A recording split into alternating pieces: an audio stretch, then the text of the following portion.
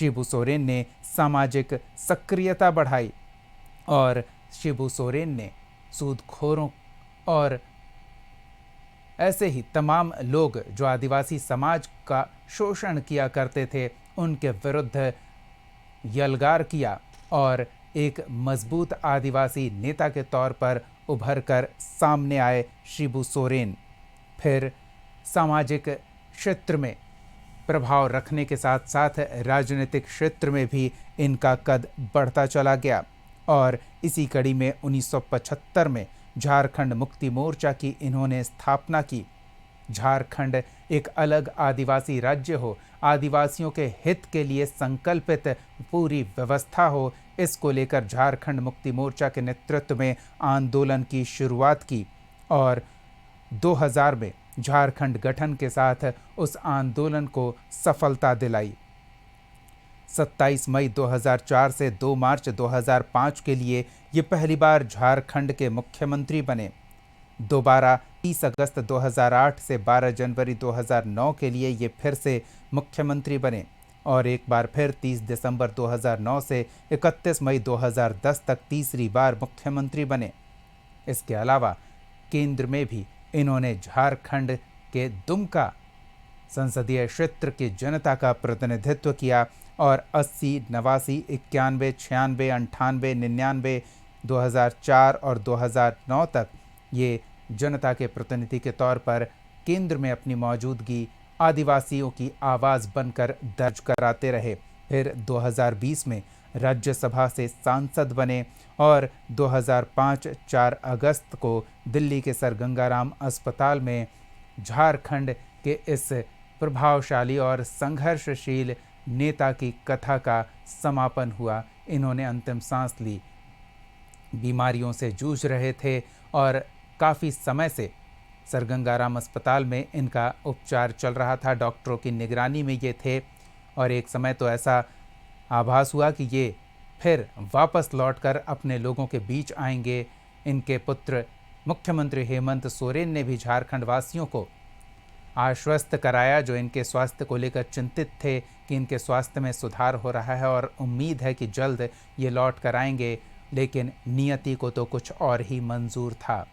एक आदिवासी समाज के संघर्ष करने वाले, आदिवासियों के हित में आवाज़ बुलंद करने वाले और आदिवासियों के लिए अलग झारखंड राज्य हासिल करने वाले नेता हमेशा हमेशा के लिए अपने प्रिय जनता को छोड़कर चले गए। हेमंत सोरेन ने उनके जाने को कुछ ही शब्दों में व्यक्त कर दिया कि वो क्या महसूस कर रहे होंगे और सिर्फ हेमंत सोरेन ही नहीं बल्कि पूरा राज्य और वो तमाम लोग जो इनमें अपना अभिभावक देखता था, विशेष रूप से आदिवासी समाज, वो क्या महसूस करता था, ये हेमंत सोरेन ने उन चंद शब्दों में बयां किया कि मैं शून्य हो गया। देशोम गुरु के जाने से वाकई झारखंड के राजनीति में वो शून्यता आई है जिसे कभी भरा नहीं जा सकता और ये प्रमाणित करता है उनके अंतिम दर्शन के लिए पहुंचने वाले लोगों की ये लंबी कतार, जिसमें दिल्ली के सर गंगाराम अस्पताल में राष्ट्रपति, प्रधानमंत्री, लोकसभा अध्यक्ष और तमाम सियासी दिग्गज श्रद्धांजलि अर्पित करने पहुंचे थे। उसी तरह झारखंड में भी तमाम झारखंड के नेता, चाहे वो किसी दल के हों, किसी विचारधारा के हों, कोई भी उनका राजनीतिक पहलू हो, शिबू सोरेन के जाने को वो अपनी व्यक्तिगत क्षति मान रहे हैं और पूरे झारखंड को एक रिक्त स्थान शिबू सोरेन देकर जा रहे हैं जिसे कभी भरा नहीं जा सकेगा। देशोम गुरु, इनके संघर्ष की गाथा सिर्फ इन 2 शब्दों में सिमट कर आती है। जब जननायक को अपने आदिवासी समाज ने देशोम गुरु का दर्जा दिया और गुरुजी के रूप में इनकी पहचान हुई। इन्होंने आजीवन अपने उस पहचान को पूरे गर्व के साथ और पूरे कर्मठता के साथ संभाले रखा और उस पहचान को कभी धूमिल नहीं होने दिया। अपने समाज को नेतृत्व देते रहे, अपने समाज को प्रगति के पथ पर आगे बढ़ाने के लिए संघर्ष करते रहे और जो काम उनसे अधूरा रहा उस काम को उनके बेटे हेमंत सोरेन पूरा करने में लगे हुए हैं पूरी तत्परता के साथ। ये क्षण भले ही भावुक है, लेकिन ये वो क्षण है जो संकल्प लेता है कि हाँ, आदिवासी समाज का ये गुरु, आदिवासी समाज का ये नेता भले ही अब चिर निद्रा में सो गया है, लेकिन वो आदिवासी समाज के उस सपने को सजीव रखने का संकल्प दिलाकर गया है जो हेमंत सोरेन हर बार अपने संबोधनों में जिक्र करते हैं, और हेमंत सोरेन जिसे सजीव रखते हुए विकास के पथ पर समाज को आगे बढ़ाने के लिए कार्य करते रहते हैं। छोटे बेटे बसंत सोरेन तो पूरा सोरेन परिवार इस समय अपने पैतृक गांव नेमरा में मौजूद है।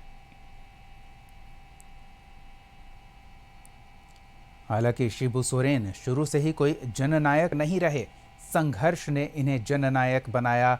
अपने संघर्ष की बदौलत इन्होंने गुरुजी की उपाधि पाई। अपने संघर्ष की बदौलत ही ये देशोम गुरु के नाम से जाने गए। शुरुआती जीवन में इन्होंने मजदूरी की, ठेकेदारी की, रेल लाइन निर्माण में कुली का काम किया। मजदूरों के लिए बने भारी जूतों से असहज होकर काम छोड़कर उनके हित में संघर्ष करने के लिए मैदान में उतर पड़े। किताबों से भले ही इनका नाता न रहा हो, लेकिन किताबों से जो लोग सीखते हैं वो इन्होंने अपने संघर्ष से सीखा, और सामाजिक बदलाव को लेकर ये लंबे समय तक जूझते रहे। सामाजिक व्यवस्था से जूझते रहे, सरकारी व्यवस्था से जूझते रहे, और झारखंड के लिए, झारखंड आंदोलन के लिए ये हर वो संघर्ष को पार पाकर झारखंड गठन में कामयाब हुए। ऐसे ही कई आंदोलनों में कामयाबी प्राप्त करने का ही परिणाम है कि देशोम गुरु की इन्हें जनता ने उपाधि दी, और आज पूरा झारखंड इनके जाने से मर्माहत है। सबकी आंखों में आंसू हैं। उनके अंतिम विदाई दी जा रही है। श्रद्धा सुमन अर्पित करने के लिए दूर दूर से लोग पहुंचे हैं उनके पैतृक गांव नेमरा में।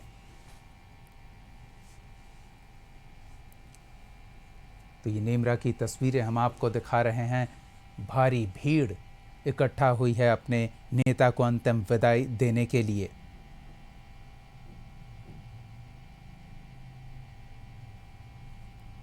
एक वो दौर था जब सूदखोर और साहूकार समाज को, समाज के विशेष रूप से निचले तबके को अपने पैसे के बल पर प्रताड़ित करने का कोई मौका नहीं चूकते थे।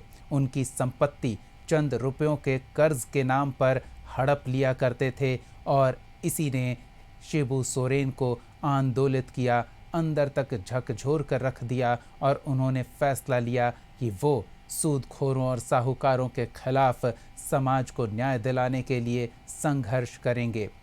उनके संघर्ष का ही परिणाम था कि इस प्रथा, इस व्यवस्था को छिन्न भिन्न करते हुए उन्होंने समाज को इस सूदखोरी और साहूकारों के चंगुल से मुक्त कराया, और इसी का परिणाम है देशोम गुरु की उपाधि पाई। गुरुजी के तौर पर जाने और पहचाने जाने लगे। लंबे सामाजिक संघर्ष के साथ ही राजनीतिक आंदोलन में भी इनकी बड़ी भागीदारी देखने को मिली। हालांकि संघर्ष के दिनों में इन पर कई मुकदमे भी हुए। इन्हें दबाने के लिए, चुप कराने के लिए, संघर्ष के रास्ते से हटाने के लिए पुलिसिया कार्रवाई भी की जाती रही, लेकिन शिबू सोरेन ने जो ठान लिया वो करके दिखाया, और गुरिल्ला शैली में काम करते रहे। जब पुलिस इन्हें तलाशती रही तो ये छिप छिप कर अपने आंदोलन को गति देते रहे, और समाज को सूदखोरों और साहूकारों के चंगुल से निकालने के लिए जागरूक करते रहे। हिम्मत और हौसला उनका बनकर खड़ा रहे, संघर्ष करते रहे।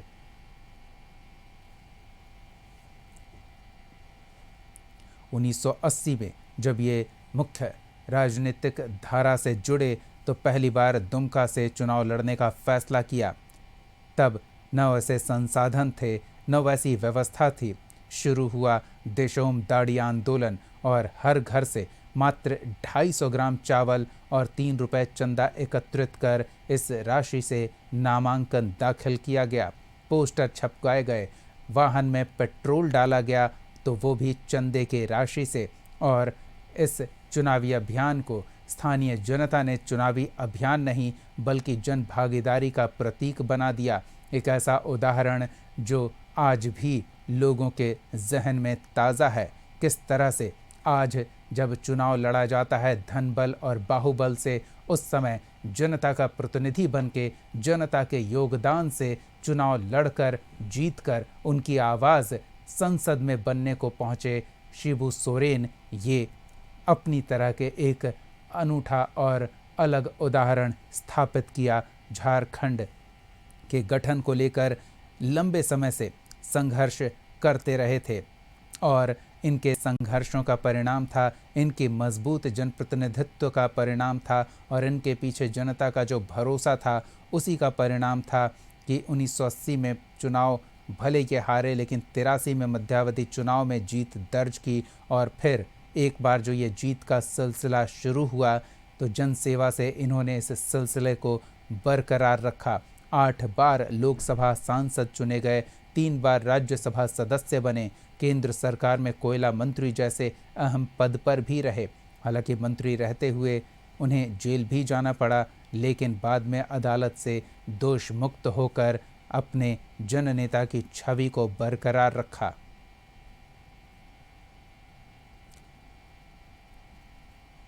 2005, 2008, 2009 में झारखंड के भी मुख्यमंत्री की जिम्मेदारी इन्होंने संभाली, लेकिन जननेता के तौर पर बने रहे। भले ही मुख्यमंत्री के पद पर लंबी अवधि तक या कार्यकाल पूरा करने की अवधि तक नहीं रहे।